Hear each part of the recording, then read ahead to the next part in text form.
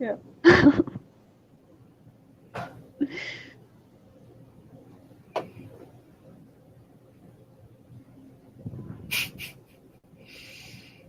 The SP1, the title is funny. Oh shit, nigga! What are you doing?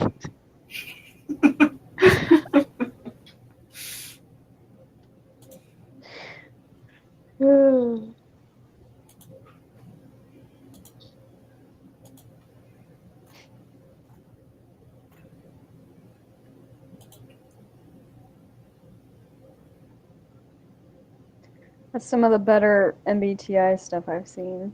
It is. The sarcastic stuff is the best, and that's it's pretty good. Oh, I like that one. Yeah, I like the one that you shared. That everything in life has the potential to be funny. Stop hating smartasses. I just like to the bottom part. It's like born with a smirk. Smartest for life. I'm like, yep.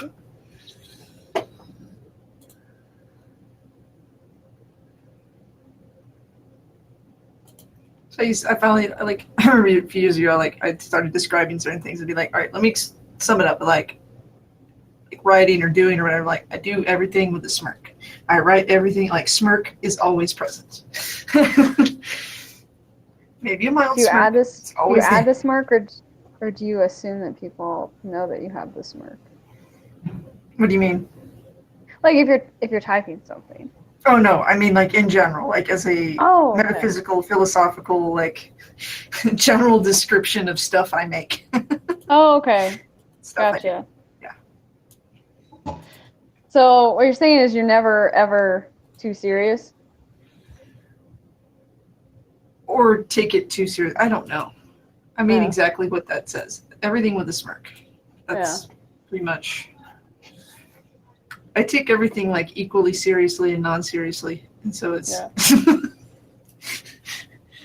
it's like all at the same time. Yeah.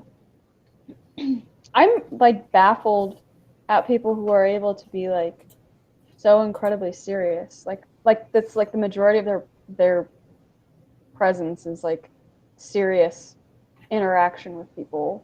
Meanwhile, I'm trying to make like a pun or a joke out of like everything. Like, what's wrong with me? Why can't I be serious? I have like awkward, I'm better at it now, but I used to have awkward responses to really serious situations. So when my parents sat us down and told us that our grandmother had passed away, I started smiling.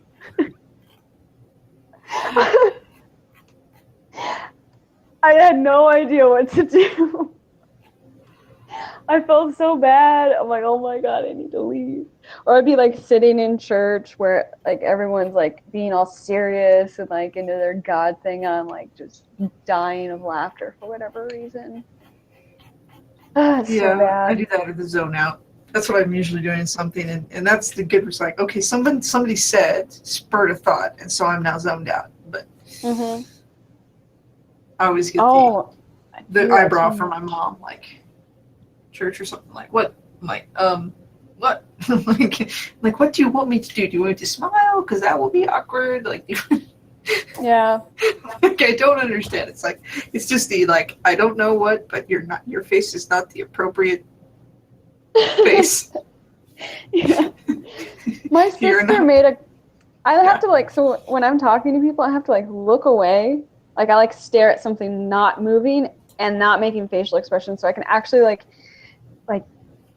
register the words in my brain. And my sister is like, were you even listening to what she was saying? It's like, oh yeah, I do that. I heard everything. Because I get distracted if I look at the person. Yeah. I'm like, ooh, they had their face made a funny movement. This is a person. Should I look at should I look at this part of their face? Should I look at that part of their face? That part of their face is new. Yeah. I'm like, wait, were you talking to me? Yeah. Yeah. I do that. The more I like jag off. Like if I'm not looking at you, I'm probably listening harder. Yeah. But it bugs people. They're like, "Are you listening?" I'm like, "Yes." My focus face. Yeah, I've actually gotten worse because I used to like try a lot harder when I was younger. Gotten worse. to react appropriately to things. Yeah. And then I kind of got over that, and I'm like, no. Yeah. Yeah, fuck that. Social appropriateness just gets annoying sometimes. Hey, Yeah. what are you doing? Jesus Christ. Just like embrace being the like goofy, like, wait, why did you make a joke? Or the like, you made a joke. I'm that person. Like, yes, I did it. I went there. Yeah, And you guys can all feel totally socially appropriate in comparison. That's my job. My sister had talked me into joining this like Bible study thing a while back. It was like a women's group, and I realized after the first couple times that like my humor, that's not the appropriate place for that kind of humor. Like I have like this sarcastic humor. I'm like, oh shit, like regular people don't get this. This has happened before. Bring it back to now. You need to just tuck that away and save it for another time. You know? Yeah. No, I luckily have a good old church in a small town, and it's the people there are cool. Like I like the people, and they have decent senses of humor and everything. So I'm fine there. But yeah, if I go somewhere else a little more normal, it's like, my sister, she's got her a Bible study group that she goes to, and she usually comes and rants to me as soon as she gets back. And like we, about what was talked about.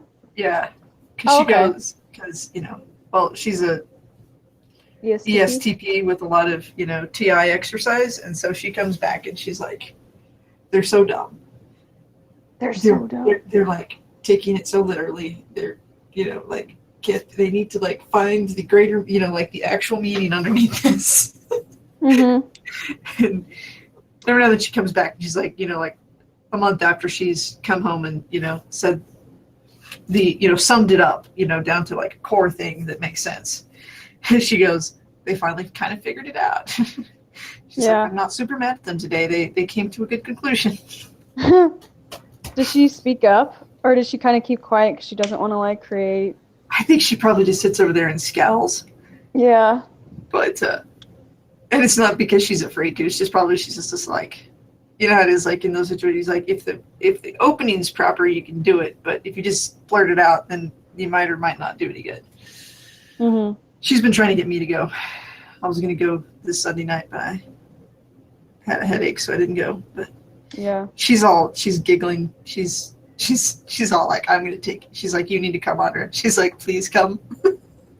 She's like, they won't know how to handle you. Will you actually say stuff? Or what? I probably, yeah. Yeah. Yeah. I'm more crazy on the outside. And also I'm like older too, so oh yeah. I'll be at the top end of the age group for Bible study. Make them look like fools. And of course, I'm all giggly and happy. I'm like, sure, I will debate this. I went to a study group that really emphasized being able to argue why Christianity is real, and why God is real, and whatever. Like, that was like, I'm like, Dad did not come here to learn how to debate. I don't want to debate people. I asked like one question because I did kind of get in that scenario with someone and I had no idea how to answer things. I don't even know what I believe now, but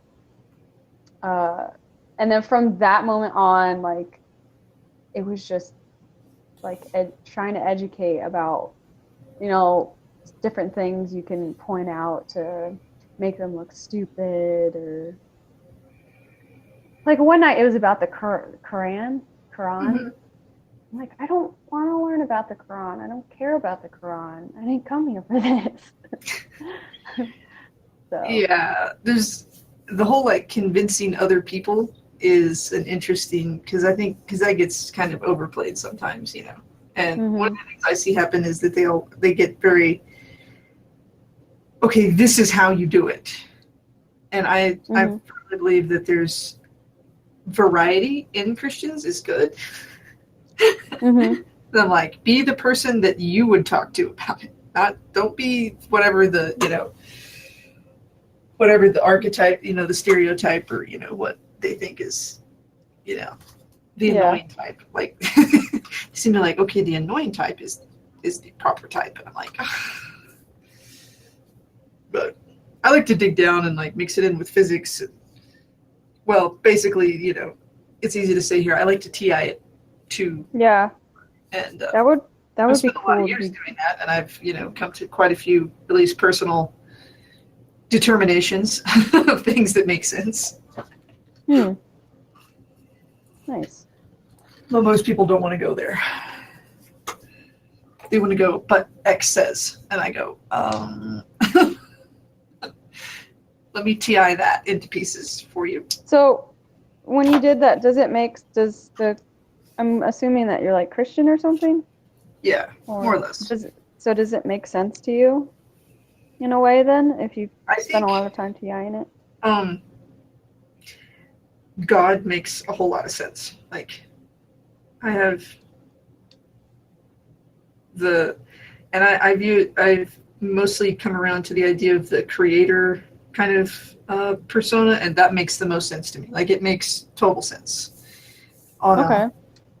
As far as, and I've also like resolved a lot of, one of the things I find a lot of people is they associate their own wants and wishes, and they have this, why do bad things happen to good people, and it's just, you gotta let go of limited perspective. Like, that's one of, I think, to me anyway, that's one of the things that, and it makes sense too. I actually did a lot of thinking about it when I started writing, because I was like realizing you're like, oh, and there's the whole thing where people get really upset. And it's funny in fiction because people get really upset. Like, there'll be a character they really like, and then they'll be really mad at the author for like killing character. And they'll be like, yeah, you killed the character just to punish us. And it's so not true. It's like you're writing, you're like, okay, it's all one big story, and everybody's exists, and you make all these things up, and they're all equally important, but there's lots of connections going on, and things have to happen, right? And I kind of started thinking about that, and I'm like, oh, I don't remember, it wasn't quite an epiphany, but it was like a little time I started thinking about God in that context, and it was like, oh, that actually makes total sense. And so looking at the creator side and a lot of the aspects, it just kind of finally all kind of clicked into place. Yeah. And that's cool. And I've spent a lot of time like trying to, and I've spent a lot of time trying to find the actual like conflict points between most scientific theories and the idea of creator, and I haven't really found any of them. Like, there's no reason why evolution and physics and all of these things, like, none of them actually contradict any of it, because the idea, well, not really, yeah, because the only thing it contradicts is if you propose some sort of static system. But all those things demonstrate is that it's a dynamic system, which, why wouldn't it be? And also, you look at the idea of perspective, is that I hear a lot of arguments on the Christian side of things. They're like, well, this time frame doesn't mesh with what we perceive as time.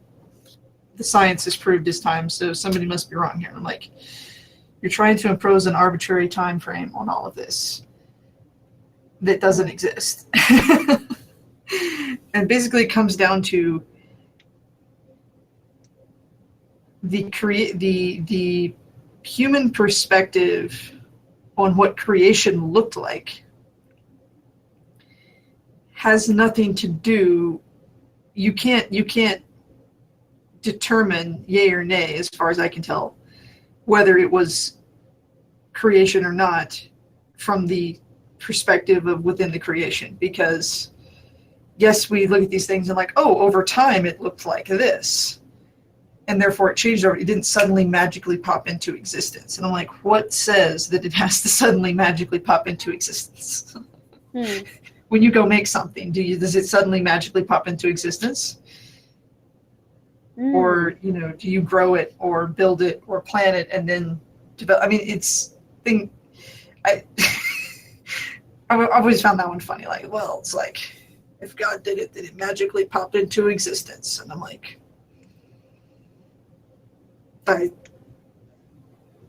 there's no like support for that.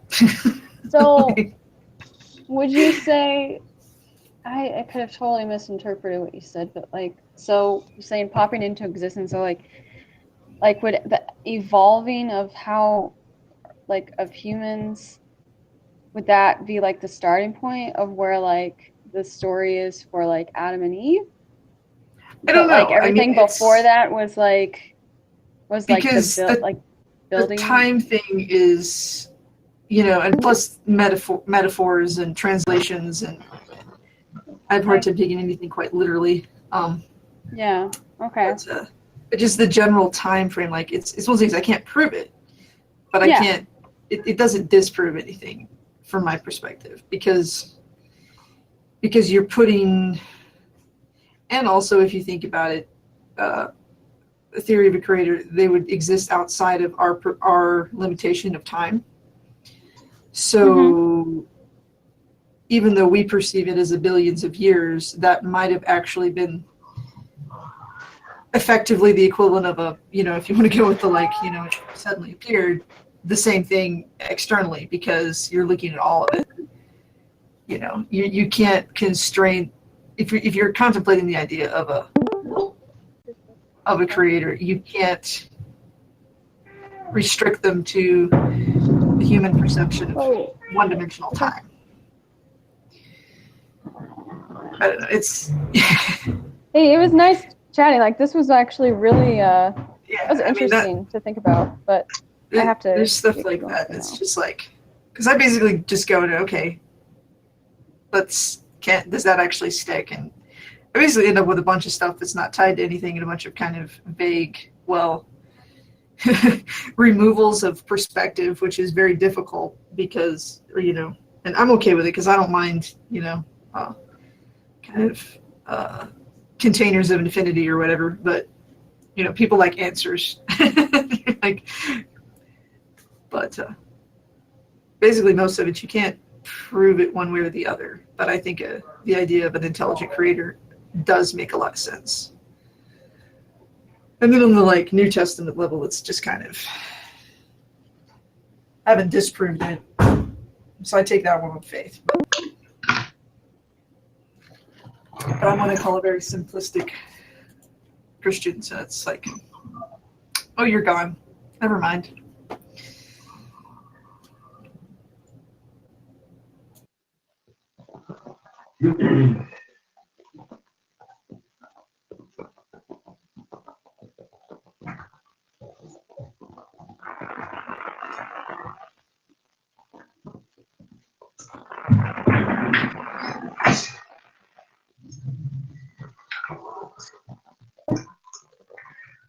What's your